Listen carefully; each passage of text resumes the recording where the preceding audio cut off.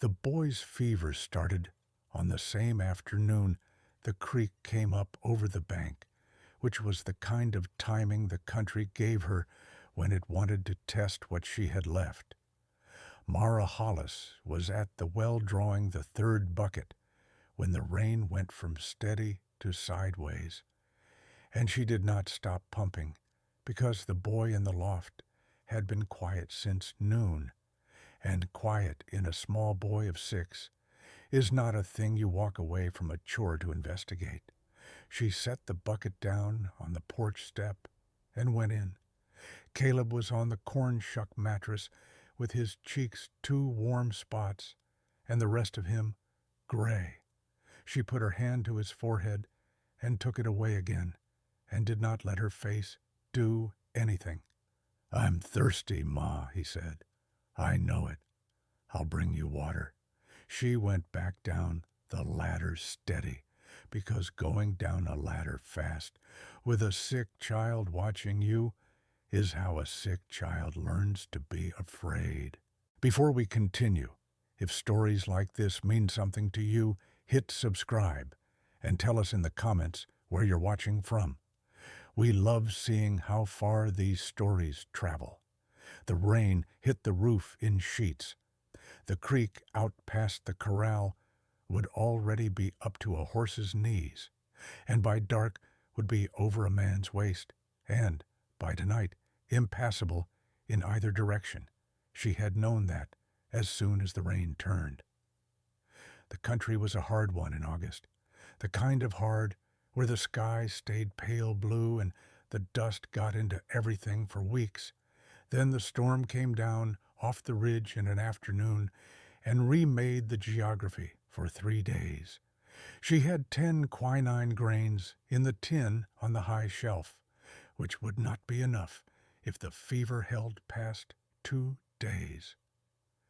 She had no neighbor closer than the beetles 2 miles up the road, and the road was the creek's road. She was 28 years old and a widow, and she had been holding the place together by the force of her own 2 hands since the man she had married had been carried off a horse and laid in the warm dirt behind the barn. She brought the water up to the boy and held the cup for him and sat on the edge of the loft floor with her hand on his ankle while the rain hit the roof, and she did not let herself think any further forward than the next quarter hour. The knock at the door came near dark. 3 quick light raps, a pause, then a 4th, so she would not think the first 3 had been a branch. She went down with the lamp. "Who is it?" "Name's Eli Cantrell. Caught out by the creek. I'd be obliged to spend the storm in your barn." "How far did you come?" "From the south road. The creek's already over my horse's chest. I tried the lower ford. There's no crossing tonight." She listened past him to the rain. She heard a horse shifting under the porch overhang, which meant he had brought the animal up close before he had knocked, which meant he was a man who thought about his horse before himself. She drew the bolt. He was tall, lean across the shoulders, mid-30s, water running off the brim of a brown hat and off a duster that had once been good and had been used hard. He carried no rifle she could see. He took the hat off when she opened the door. "Eli Cantrell," he said again. "Mara Hollis. Barns around the side. Hay in the loft. Lantern on the post on the left. I'd ask you to stay out of the corral. The mare in there is mine and does not like company. I'll do that." He did not move yet. He was looking past her at the kitchen, not in any way that pried, only the way a man reads a room. "You said sick," he said. "The fever started today." He nodded once. He put the hat back on. "Good night, Mrs. Hollis." She closed the door and listened to him walk the horse around the side of the house in the rain, and she did not let her breath out until the sound of his boots had reached the barn. She was up most of the night. The boy did not get worse, which was something. He did not get better, which was the other something. She bathed his forehead with a cool cloth and changed the cloth twice and listened to the creek, running heavy now. The sound changed from polite to the heavy-moving sound it made when it meant business. She fell asleep, sitting on the loft floor near dawn, and woke at first gray light, with the lamp out and the boy still hot. She climbed down to put the kettle on. She had her hand on the kettle when she saw the porch step, the loose board on the second tread that she had been meaning to fix since June was nailed flat. There were wood shavings caught at the edge of the step where someone had planed the board. She had not heard a thing. She looked at the kitchen window. The rain had eased, and on her side of the brown rolling creek stood Eli Cantrell with her woodpile, splitting a length of pine into kindling with her axe.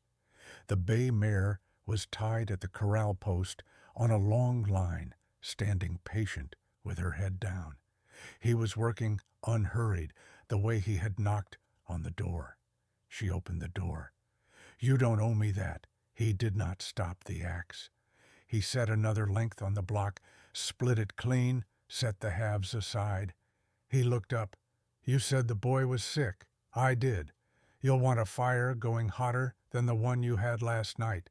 The damp in this house will run him a chill." She had not asked his opinion on the fire. She had also had the same thought herself an hour earlier. She looked at the stack of kindling. He had already split enough for 2 days. "What's your business? Where you were going?" He set the axe down. He came up to the porch step and stopped at the bottom. He did not climb the new-nailed tread, headed up the valley to the Bidwell place. They take on a hand at threshing time. How long does the creek take to go down? After a storm like that, 3 days at the soonest, a week if it rains again, she thought. There is a cot in the back room behind the kitchen. The barn corner roof won't see you through if it comes down again. You can take the back room till the creek goes down. I'll feed you against the splitting. You will be out the back door before sunup, and not in the boy's way. That suits. He picked the axe back up. She closed the door and put the kettle on. She had a sick child, and a creek, and a barn roof that leaked, and a stranger who had nailed her porch step at first gray light, and the math of those 4 facts came out the way it came out. The boy was worse by noon. The fever climbed and would not climb back down. She gave him 3 quinine grains in water with honey and went back to the loft and bathed his wrists and the back of his neck and held his hand when he started to talk to people who were not in the loft. He thought she was his grandmother for a stretch and told the grandmother a careful explanation about a frog he had been keeping in a tin can under the porch. She listened and said it sounded like a good frog. Eli came in at noon with 2 split chickens, dressed and ready, which had not come from her coop. "I owed you the meal. You had chickens on a horse." "The Bidwells," he said, paying ahead against the wage, "said keep them in a sack on the trail." She nodded. She climbed back up the ladder. Around 4, the boy's breath went short. She heard the change before she saw the color in him, and the color was bad. She came down the ladder in a way that was not her usual. "Eli, the boy's breath is wrong." He set the harness he had been working on down. He came to the foot of the ladder. "May I?" She thought 1/2 second. She nodded. He went up. He sat on his heels at the edge of the corn shuck and put 2 fingers to the boy's throat and counted. then set his ear lightly to the boy's chest. He sat back, tight in the chest. The fever has gone into it. You have an onion in this house. I have onions, lard, honey, all three. Bring them, and a clean cloth, large enough to fold 4 times. She brought them. He sliced the onion thin at the table she cleared, set the slices in lard in the small iron skillet on a low heat, stirred, added honey at the end. The whole thing turned thick and gold. He spread the mix on the cloth and folded it and brought it up still warm and laid it open on the boy's chest under the nightshirt and held his palm flat against the boy's chest a moment to settle the heat. That will draw. Change it every 3 hours. Onion enough in the bag for 2 days. Past that we will see. Where did you learn that? A woman who took care of me when I was small. He looked at the boy, not at her, as he said it. She did not press. The boy's breath eased by full dark. Not all the way. Some. Enough that when she set her hand on his chest, under the warm cloth, and counted, she could count, without the catch she had been counting against an hour earlier. She sat on the loft floor and let her hand stay where it was. Eli sat at the kitchen table with the harness. He did not come up again until she came down and asked him to. That was the first day.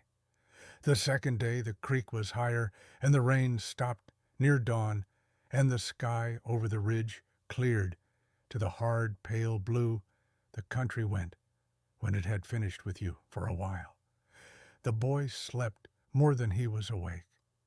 Eli changed the onion poultice at 3 in the morning and again at 6, and Mara did not know either time because she had finally fallen asleep against the loft post, and he had done it without speaking. She found him on the porch step at sunrise, drinking coffee from the tin cup she had set out the night before. Morning. You changed the cloth in the night. I did. Was he awake? He was not. Breath is easier. Fever, the same. We will keep the cloth on him another day. He did not say we like a man pressing for anything.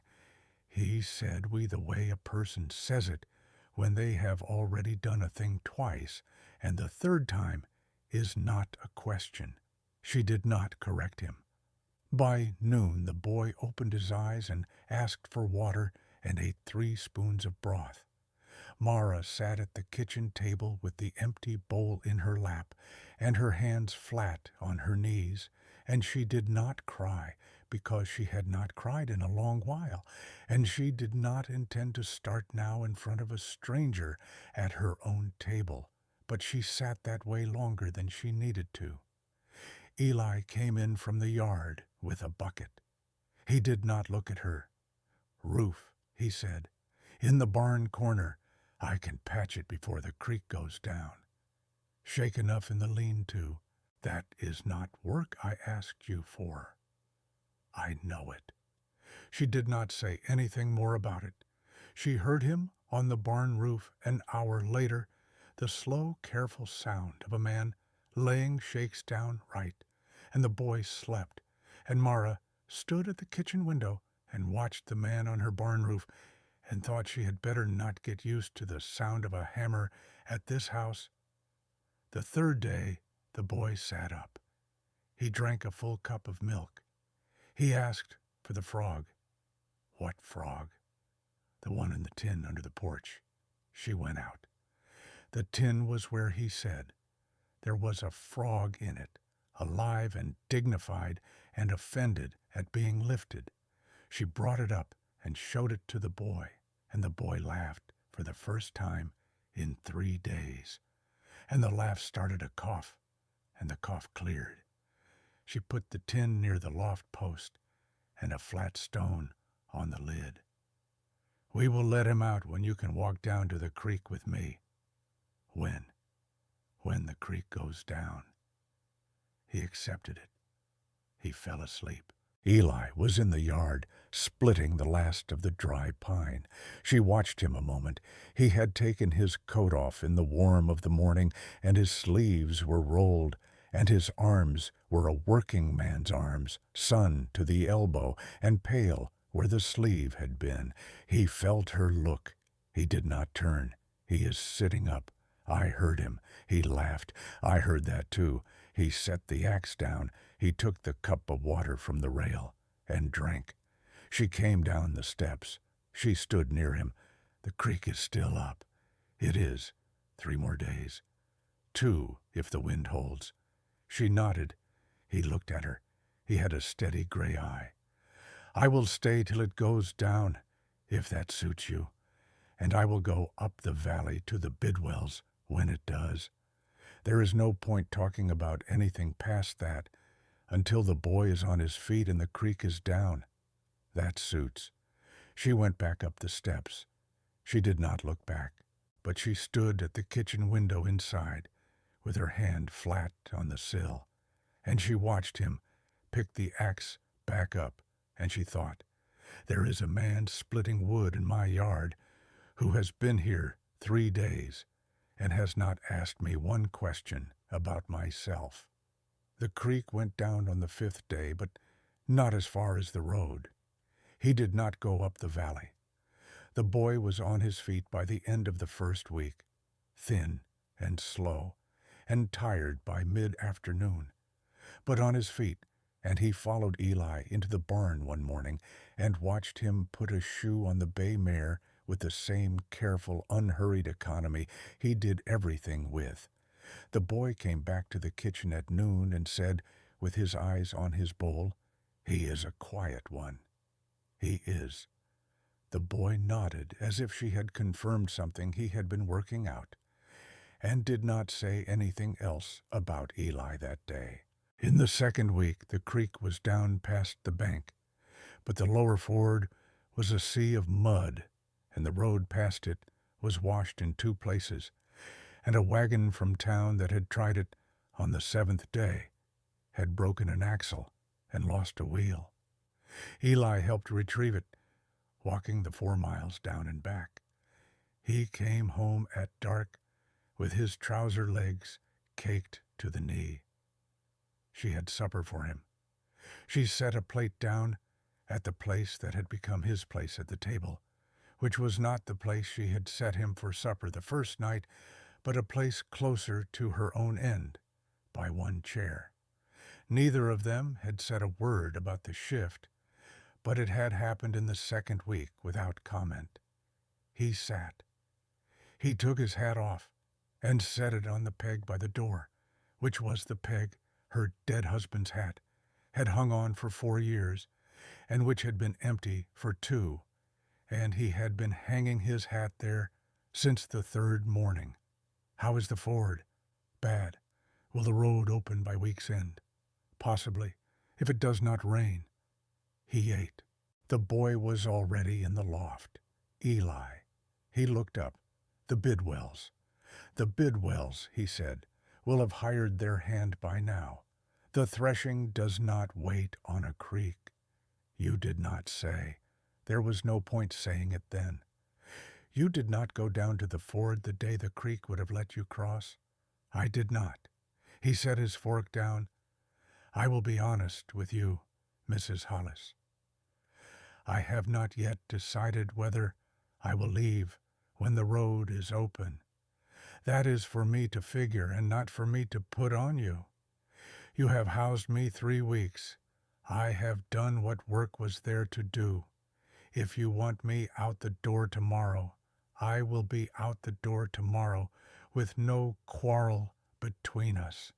She looked at her plate. She did not pick up the fork yet. "I'm not asking you to be out the door tomorrow." He nodded once. He picked his fork back up. He ate. The kitchen was quiet. She thought, when she was alone later, that he had said no more than he needed to say, and not one word past it. And she thought that had been one of the things she had been getting used to without noticing. The next person to come to the house was Mrs. Iris Penfold, on a Saturday afternoon in the third week, in a buggy driven by her son. On the first day, the road past the ford was passable. Iris Penfold was a woman of 60 who had decided some years before that the moral health of Hawes Crossing was her particular charge. She came up the porch steps with a covered basket and stopped at the new nailed tread and made a small sound of approval, which was a sound she made about a thing she could not yet decide whether to give credit for. "Mara, dear, I have brought you a little something. We were worried about you and the boy through the storm. Come in." She came in. She did not at once take the chair Mara offered. She stood in the kitchen and looked at the hat on the peg by the door, which Eli had left there when he had gone out half an hour earlier, and she looked at the second tin coffee cup on the shelf, and she looked at Mara with her smile in place. "I am told you had a visitor through the storm. The road was out, Mrs. Penfold. He could not get across. He has been a help with the boy." "So I have heard." She set the basket on the table. She did not sit. "Mara, you know I speak as a friend. I do. A woman alone with a small boy in a remote house has the appearance to manage as well as the house. There has been some comment." "What comment?" Mrs. Penfold smiled at her gloves. "The general kind. People are kind in Hawes Crossing, but they do notice. And a man who has been at a widow's house for 3 weeks and whose hat has been seen on her porch peg through that time becomes a thing the kind ones must answer questions about." Mara did not answer right away. She heard the back door open and shut. Eli came into the kitchen with 2 eggs in his hand from the hen house. He stopped at the threshold. He took the eggs in one hand and took his hat off the peg and held it. "Ma'am, Mr. Cantrell, we have not had the pleasure. You have it now, ma'am." She held her smile. She said to Mara, "I will leave the basket. You think on what I have said." "I will," said Mara, in a voice she did not raise. Iris Penfold went down the steps and got into her son's buggy, and the dust hung in the yard until it settled. Mara turned back. Eli had set the eggs in the bowl on the block. He had not put his hat back in the peg. He was holding it. "I will move the bag to the barn tonight," he said. "The barn roof is patched. I will sleep there from tonight until I leave. And tomorrow I will go up to the Bidwells or down to the next valley, whichever you would prefer. I will not be the reason a woman of that kind comes to your door again. You did not have to say that. It needed saying." She walked to the kitchen window and stood with her back to him, and her hand on the sill, the way she had stood the night the creek had come up 3 weeks before. She looked out at the yard. The wood split and stacked higher than her shoulder, the patched roof. The creek out past the corral was a clean ribbon now, summer thin again. She did not turn around. "Eli." "Ma'am, the Bidwells have hired their hand." "They have. Where will you go after the next valley?" "I have not decided." She turned around. He was still holding the hat.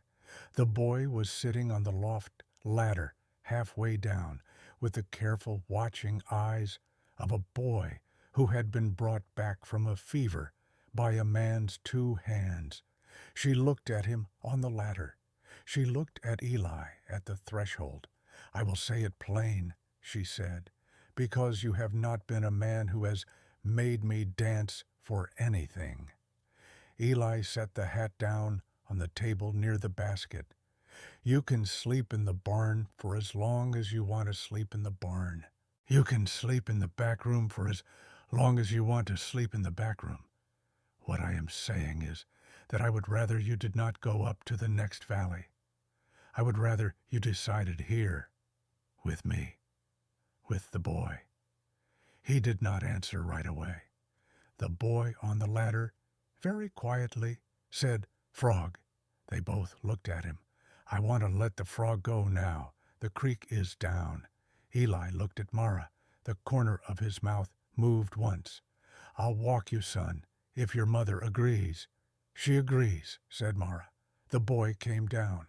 He took the tin from the loft post. He took Eli's hand in his small, thin one, the way a child takes the hand of a person he has already decided to belong to. Eli looked at Mara once over the boy's head. "I would like that," he said, "to decide here, with you, with him.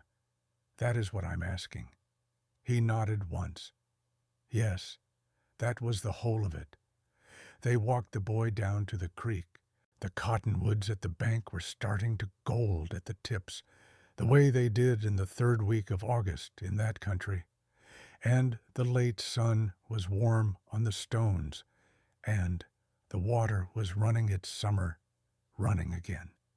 The three of them stood at the edge, and the boy bent down and tipped the tin, and the frog went into the water and was gone in one push, and the boy laughed once, the same laugh he had laughed in the loft. "Can we go home now?" Mara reached down and took his other hand. They walked back up the lane, the three of them, with the dust coming up warm around their boots. Iris Penfold did not come back. She would say later in the small store at Hawes Crossing that she had been mistaken, and her son would say in private to his wife that his mother had decided to be mistaken because the alternative was to say a thing in church about a woman who had nursed her grandson through scarlet the previous summer for no payment at all. And Iris Penfold was not finally a fool. By the time the cottonwoods had gone gold all the way down, and the first wagons were going up the road to the threshing at the Bidwells, Mara Hollis and Eli Cantrell were married in the small chapel at the crossing on a clear, bright afternoon, with the boy in a new shirt his stepfather had bought for him in town, and the bay mare and Mara's mare grazing together in the corral at home, and the second tin coffee cup put away in the cupboard in its proper place beside hers. There was a long, warm spring and another summer. There was a second child, a girl, born in the warm month, and Eli was the one who walked the boy down to the creek that afternoon, because the boy had decided that the going down to the creek was their walk, the two of them. On an evening late in the 3rd August, after the creek had come up, with the cottonwoods at the bank starting to gold at the tips again, Mara was on the porch step with the baby asleep in her arms, and Eli was sitting beside her, and the boy was down at the corral talking to the bay mare in a low voice about a matter of considerable importance that did not require adult involvement. "Mara," said Eli after a while. She looked at him. "I have been thinking about that first night. I knocked on a door in the rain because the creek was up, and that was the only reason I knocked, and if the creek had not been up, I would have ridden past this house because that is what I had been doing for 10 years. I know it." He looked out at the yard. The dust was warm on the lane. The corner of his mouth moved. "I am glad the creek was up. So am I." The lamp burned low on the rail, and the cottonwoods stirred at the ditch, and the boy at the corral said something low to the mare, and the mare bent her head to him, and the dust settled over the day in the lane, and the warm dusk closed in over Hawes Crossing, slow and quiet and good.